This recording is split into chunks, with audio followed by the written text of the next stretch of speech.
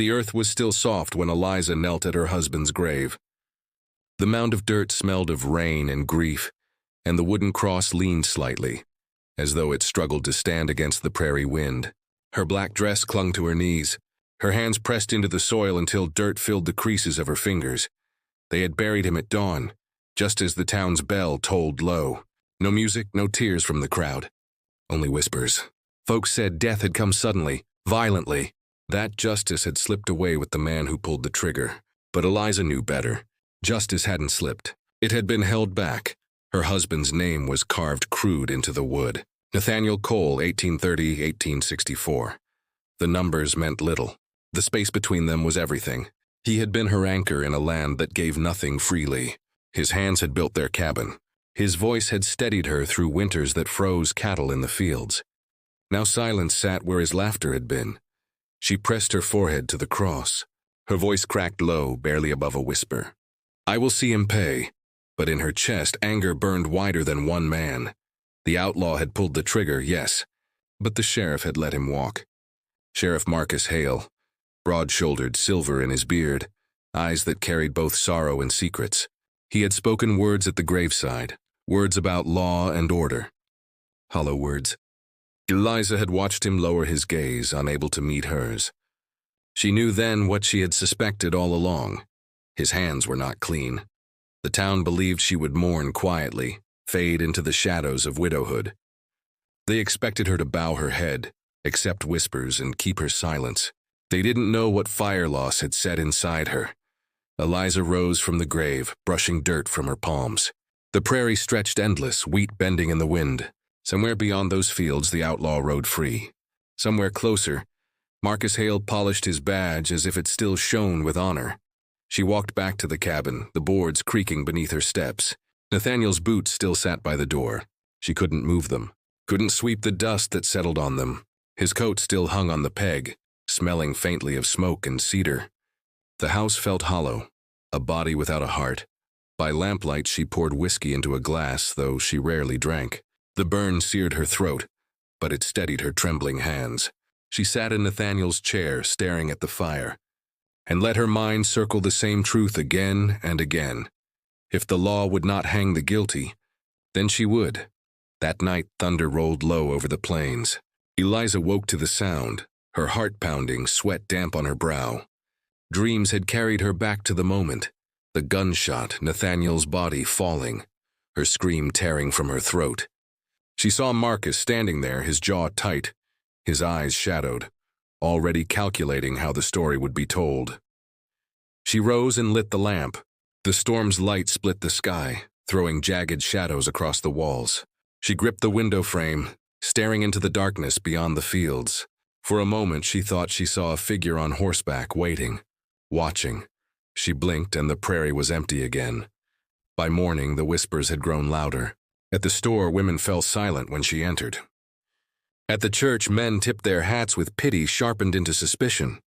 She heard them in the spaces between sermons, in the echoes of the saloon. Some said Nathaniel had been too bold. Others claimed he had debts. A few muttered that Eliza herself carried blame, though none dared speak it to her face. But gossip was not what stung most. It was Marcus's silence. He avoided her now, though their paths crossed in town. His gaze shifted, his words clipped short. He acted the law, but his shoulders bent as though weighed down by ghosts. She watched him closely. The way he lingered too long at the saloon, the way his hand twitched near his badge when men spoke Nathaniel's name. The law was not supposed to tremble, and yet Marcus Hale trembled. Eliza returned home each evening with her jaw set tighter, her resolve hardening. She tended the chickens, split firewood, fed the horse, all while fury brewed behind her ribs. She spoke little except to Nathaniel's grave, where her voice broke the silence each night. "They think I'm weak," she whispered. "They think I'll fade." Her hands clenched into fists, nails biting her palms. "But I'll see them both hang. Him and the law that let him go." The prairie wind carried her vow across the fields, scattering it like seed. One evening, as the sun bled low across the horizon, Eliza stood at the edge of town. The gallows loomed tall, its rope swaying gently in the warm breeze. It had been weeks since it was last used, but the wood was never far from memory. Every nail, every board, held echoes of screams and silence. She stared at it until her chest ached, until the truth inside her became words. "I'll put him here," she murmured. Her voice was steady, stronger than she felt. "Not just the outlaw. The sheriff, too. I'll see him swing before God sees me broken." The bell rang in the distance, calling townsfolk to evening service. Eliza turned away from the gallows, her face set, her secret vow burning brighter. She knew the road ahead was dangerous. She knew whispers would sharpen into knives, that every step closer to truth would place her neck nearer the rope. But grief had already hollowed her. Love had already been stolen. Fear had nothing left to take. And so she walked back into the twilight, her shadow long against the dirt, her vow echoing in every heartbeat. The gallows behind her swayed in the wind. Waiting, the night lay still, too still, the kind that made every sound feel sharp as a blade. Eliza sat by the fire, shawl tight around her shoulders, her eyes on the flames that hissed and snapped like they carried voices. Sleep had not touched her since Nathaniel's death. Guilt and fury kept her awake, pacing, whispering vows into the dark. Then she heard it, boots, slow, heavy, dragging across the porch boards. Her heart seized. The sound was unmistakable. Not the scurry of an animal, not the creak of timber in the wind. A man's boots, a man's weight. She rose, her hands trembling. The rifle leaned near the door, always within reach now. She gripped it, the barrel cold against her palm, the wood steadying her even as her knees wavered. The boots stopped. Silence pressed against the cabin walls. Eliza held her breath, straining to hear. Then 3 sharp knocks, loud enough to rattle the hinges. Her throat tightened. Her finger curled near the trigger. She forced herself toward the door, each step heavy. "Eliza." The voice split her chest, Sheriff Marcus Hale. Her grip faltered, fury rising like fire. Of all men, she did not expect him. Not here. Not at her door in the black of night. She unlatched the door but kept the rifle raised. The lantern light spilled across his face, lined, tired, shadowed with something deeper than guilt. Rain dampened his hat, his coat hung heavy, and his eyes did not meet hers. "What do you want?" she asked, her voice tight. He removed his hat, twisting it in his hands. "Couldn't sleep," her lip curled. "Then walk the streets. Don't come here." His gaze lifted, and for the first time in weeks he met her eyes. The look there stopped her breath. Sorrow, raw and sharp, mixed with something darker. "I need you to understand," he said. "Understand." Her voice rose, cracking. She pressed the rifle harder against her shoulder. "You let him go. You watched my husband die, and you let the man who did it ride free." The sheriff flinched, though her words were no more than the truth. He stepped forward, his voice low. "It wasn't simple." Her hands shook with rage. "It was a rope and a man who deserved it." "That's simple enough." He stared at her rifle. For a moment, it looked as though he wished she would pull the trigger. But instead, he reached slowly into his coat and pulled something out. A folded handkerchief, dark with dried blood. He set it on the table inside the door. Eliza's breath hitched. Nathaniel's. She knew the pattern, the stitching at the edge. Her eyes burned. "Why bring me this?" Marcus's voice broke. "Because I'm not clean in this. Because there are things you don't know. Things I should have stopped years ago." Her grip slackened on the rifle. She wanted to demand answers, to tear the truth out of him, but the words caught in her throat. She felt the weight of his confession pressing close, suffocating. A gust of wind rattled the shutters. The lantern flickered, shadows cutting across his face. For an instant, he looked like 2 men, one sworn to protect, the other damned by his own silence. Before she could speak, the sound of distant voices drifted through the night, shouts, laughter, men moving through the dark. Marcus turned, hand near his pistol, his jaw clenched. "They've been drinking, talking. The town's close to breaking. You'll hear your name on their lips before morning." Eliza's stomach twisted. She had known whispers followed her, but to hear it from his mouth sent fear crawling cold through her bones. He stepped closer, his voice urgent. "If they come for you, I'll stand in front of them." "But you need to know," his words faltered. His eyes softened. "I can't keep this buried much longer." Her pulse hammered. Part of her wanted him to go, to leave her to the fire and her grief. But another part, weaker, traitorous, felt the pull in his voice, the way sorrow made him human. She lowered the rifle just slightly. Her whisper cracked the silence. Then why are you here, really? His breath trembled. His hand lifted as if to reach for her, then stopped inches away. Because I couldn't stand the thought of you facing this night alone. The words landed like a stone in her chest. She should have hated him more for them. She should have screamed. Instead, her throat closed, her hands trembling as tears burned her eyes. The boots outside grew louder. Men's voices drew nearer, carrying rough laughter and cruel words. Both of them froze. Marcus's hand went to his gun. Eliza's grip tightened on her rifle. They stood side by side in the doorway, two shadows bracing against the night. The voices passed, fading into the distance. The silence that followed was heavier than before. Marcus exhaled, his shoulders sagging. He looked at her once more, his voice low. This town won't forgive either of us. Not you. Not me. Eliza's heart ached, torn between fury and something dangerously close to understanding. She lifted the rifle again, though her arms shook. Go, his jaw tightened. For a long moment he did not move. Then he nodded, slowly, resigned. He placed his hat back on his head, stepped into the night and walked away, his boots fading into silence. Eliza closed the door, leaning against it, her chest heaving. The fire crackled behind her, but its warmth could not touch her. Her tears came hot, fast, unstoppable. Not for Marcus, not even for Nathaniel, but for herself, and for the vow she had made beneath the gallows. For she knew after tonight she could not keep it without breaking. Sheriff Marcus Hale rose before dawn, though he hadn't slept. He sat at his desk in the jailhouse, lamp burning low, staring at his badge. The metal caught the faintest light, gleaming gold, but to Marcus it looked tarnished, heavy as iron chains. He rubbed his hand across his jaw, feeling the roughness of stubble. The night's silence clung to him, broken only by the scratch of the wind at the shutters.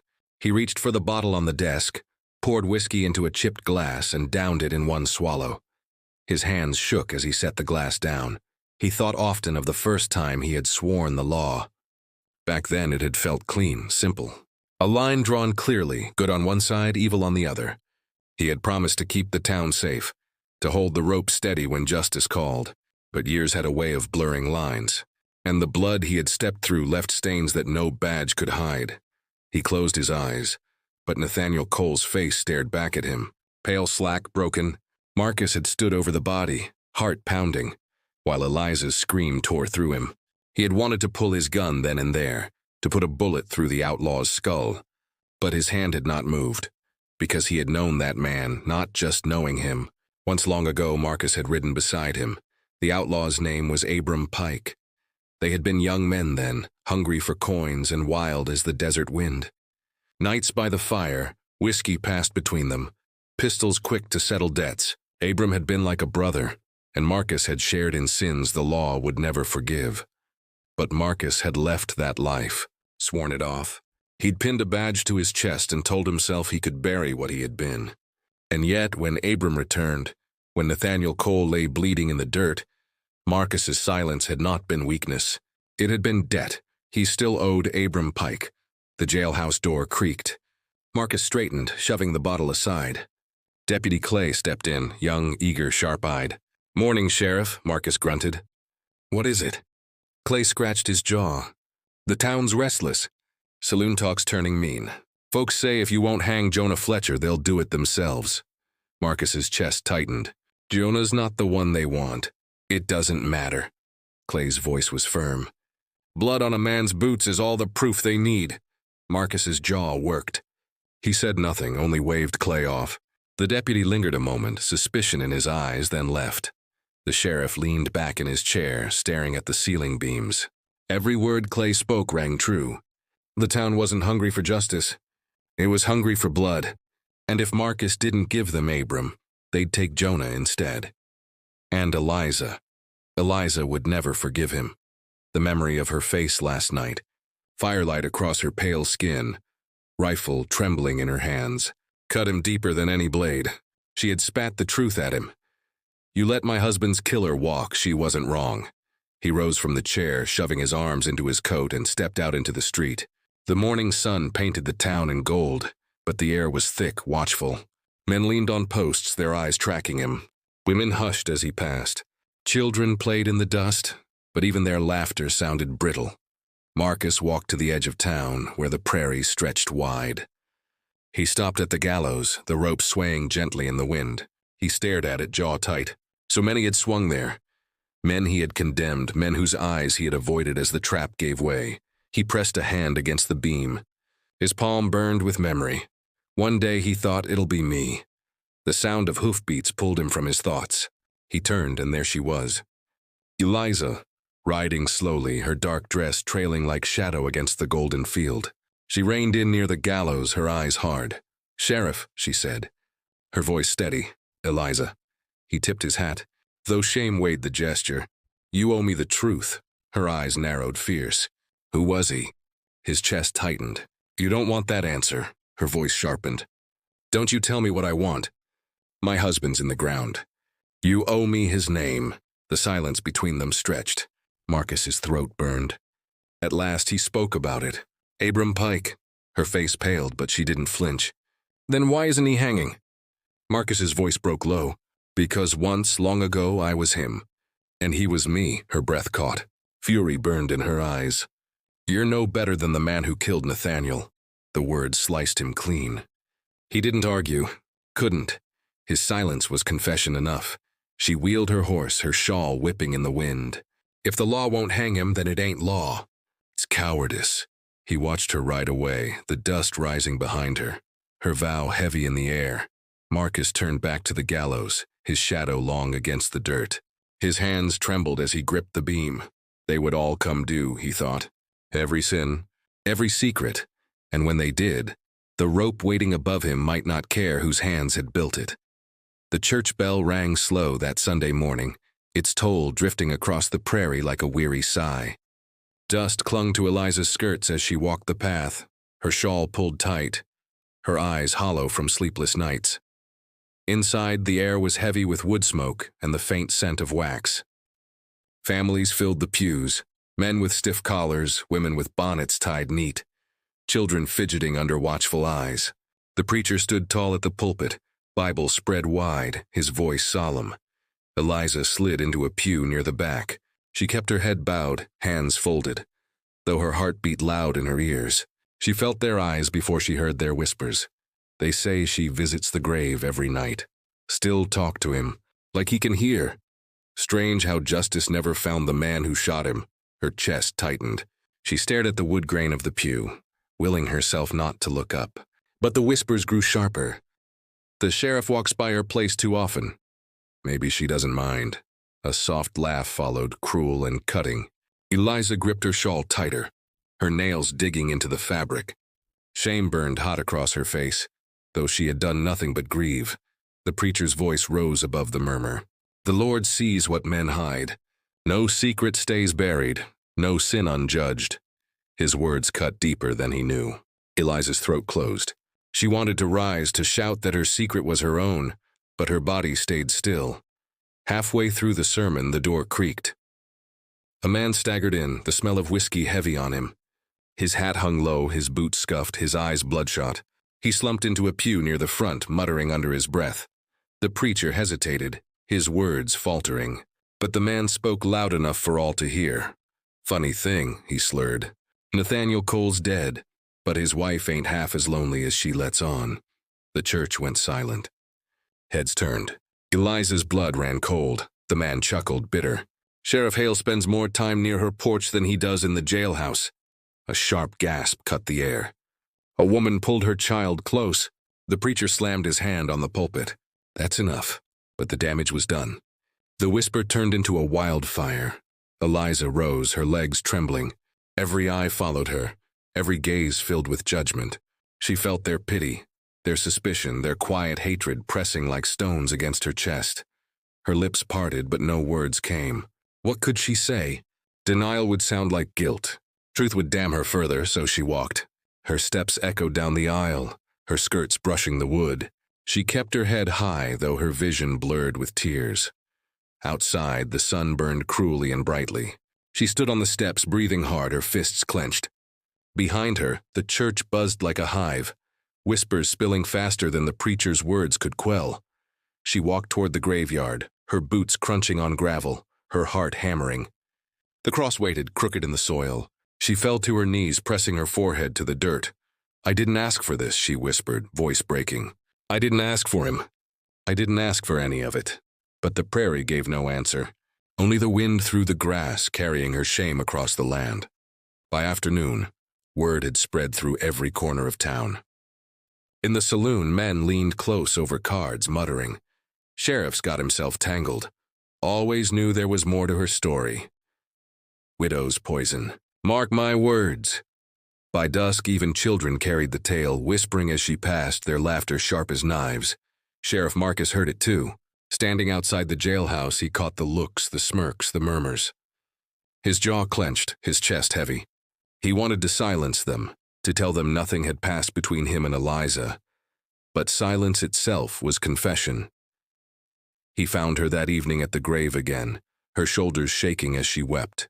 He stood back, watching the weight of the town pressing against him. "Eliza," he said softly.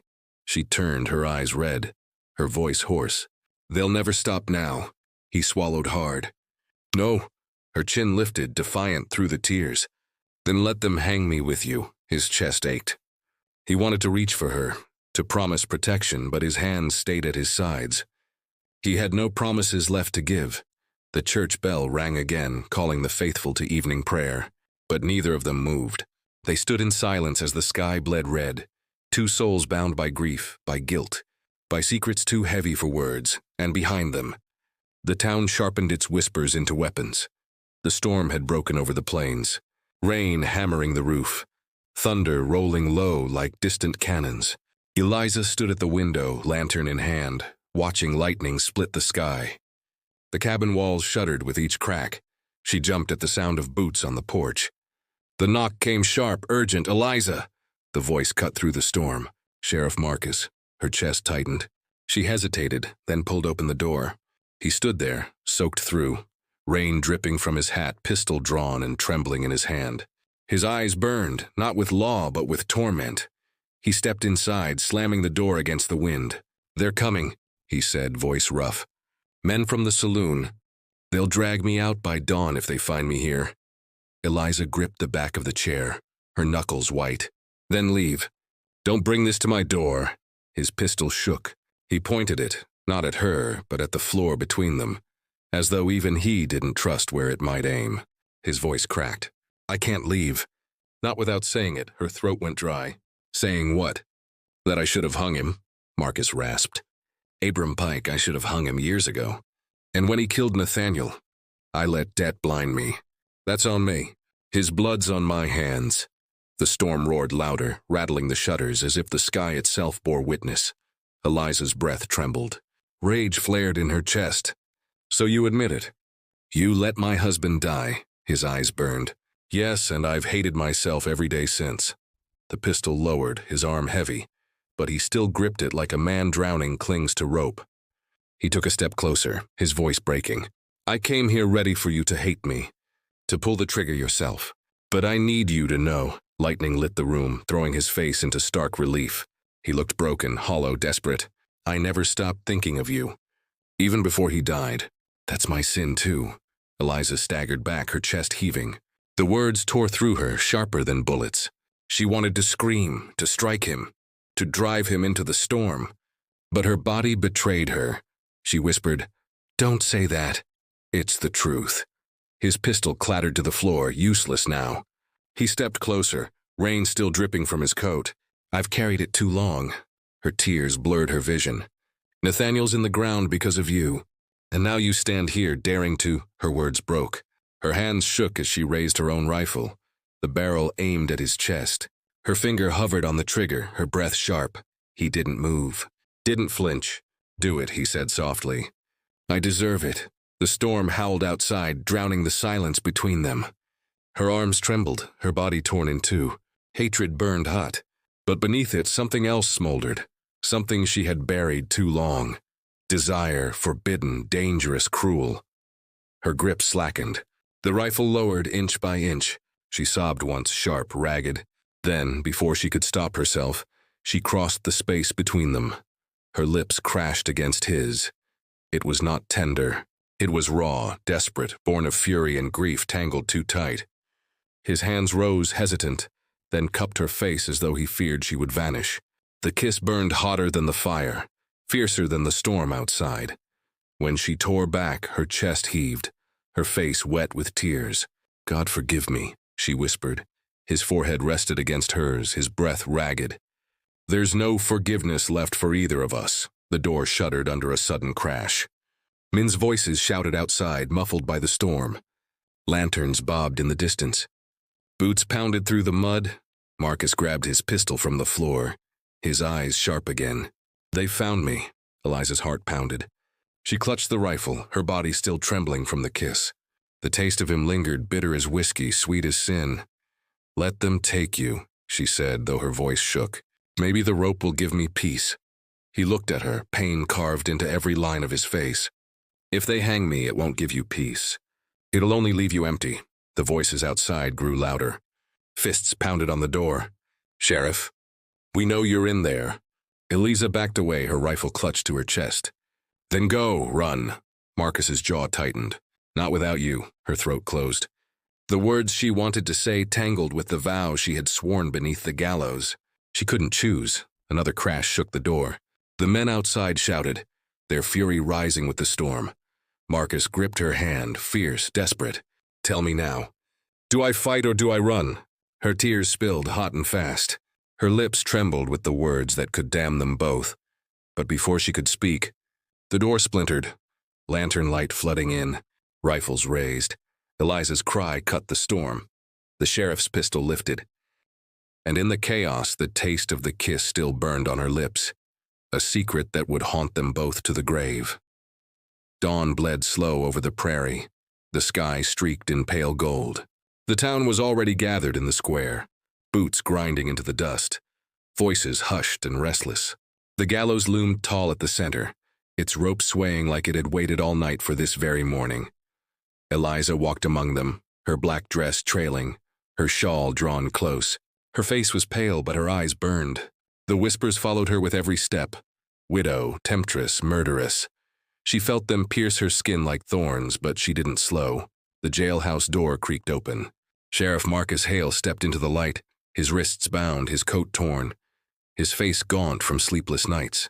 His badge was gone. Only shame weighed on him now. The crowd erupted. Some cursed, some cheered. Men spat into the dirt. Women crossed themselves, children clutched their mothers' skirts. The lawmen had fallen and the people smelled blood. The preacher stood near the gallows, Bible in hand. His voice rose above the clamor. "Marcus Hale, you stand condemned for sin against this town, for blood not avenged, for justice denied. Your time is come." Marcus lifted his head, his gray eyes steady. He searched the crowd and his gaze found Eliza. A flicker passed across his face. Sorrow, longing, something more. She held his stare unflinching. The deputies dragged him up the steps. The boards groaned under his boots. The rope waited, noose swaying. The hangman adjusted it with rough hands, pulling it taut. The crowd stilled. The air grew heavy. Then Eliza stepped forward. Her voice cut the silence. "Hang the sheriff for me." The words split the square. A gasp swept through the crowd. The preacher faltered. The deputies froze. Even Marcus's breath caught, but Eliza's face did not waver. Her voice rose again, sharper. "Do it! Hang him for the husband he failed, for the lies he buried, for the nights he came to me with blood still on his hands." The crowd roared, some in agreement, some in shock. The rope creaked in the wind, the noose trembling above Marcus's head. The preacher lifted his Bible, his voice booming. "Justice shall be done." Marcus's hands clenched behind his back. His eyes stayed on Eliza. When he spoke, his voice was low, steady, meant for her alone. "If this is what you want, I won't fight it." Her throat tightened. Tears burned her eyes, but her face stayed hard. "It's not what I want. It's what I swore." The deputies slipped the rope over his neck. The crowd pressed closer, their hunger a living thing. Children strained to see, men shoved forward. Women whispered prayers. The square was thick with breath and dust and judgment. Marcus closed his eyes. The morning wind stirred his hair. He looked tired, almost at peace. Eliza's chest ached. Memories struck her like blows. His voice in the dark, his hands trembling when he admitted the truth. The kiss stolen in the storm. She wanted to look away, but she couldn't. The preacher lowered his hand. The hangman gripped the lever. Eliza cried out, her voice tearing raw. "Wait," the crowd turned. Silence rippled. She stumbled forward, tears streaming. Her voice broke. "I hate him. God help me, I hate him. But Her words caught. She pressed her hands to her face. "I can't watch him die," murmurs swelled. Anger flared. "Mercy?" A man spat. "After all he's done?" Others shouted, "Hang him! Justice, hang him!" Marcus opened his eyes. He looked at her, a faint broken smile tugging at his lips. "Don't carry this, Eliza. Let it end." Her sob tore through the air. "I can't." The hangman's hand twitched on the lever. The preacher's face burned red. The deputies looked to the crowd, to each other, to the rope. And then Marcus spoke once more, his voice low, almost gentle. "Then remember me not as law, not as sin, just as a man who failed." The lever fell. The crack of wood split the morning. The rope snapped taut. The crowd roared, some in triumph, some in shock. Eliza screamed. Her knees buckled. She fell in the dust, her hands clawing at the earth. Tears blurred her vision as she looked up at the swaying rope. Marcus hung still, his shadow long in the morning light. His body swung, but his eyes— she swore his eyes still held hers, steady even in death. The square emptied slow, murmurs trailing. By noon, only Eliza remained. She knelt in the dirt, her dress torn, her shawl fallen. The gallows loomed above her, rope creaking in the breeze. Her voice cracked, soft as a prayer. "Hang the sheriff for me," I said. Her tears fell fast. But it wasn't justice. It was vengeance. And vengeance is hollow. She bowed her head, the sun burning hot against her back. The vow that had carried her now felt like chains, binding her tighter than the rope had bound him. The prairie wind rose, scattering dust across the square, carrying her words far and wide. "I loved you," she whispered, though too late, too broken. "And I hated you, both true." "Both mine." The gallows swayed. The sun climbed higher, and Eliza, bound by grief and guilt, carried the weight of her own judgment into the endless day.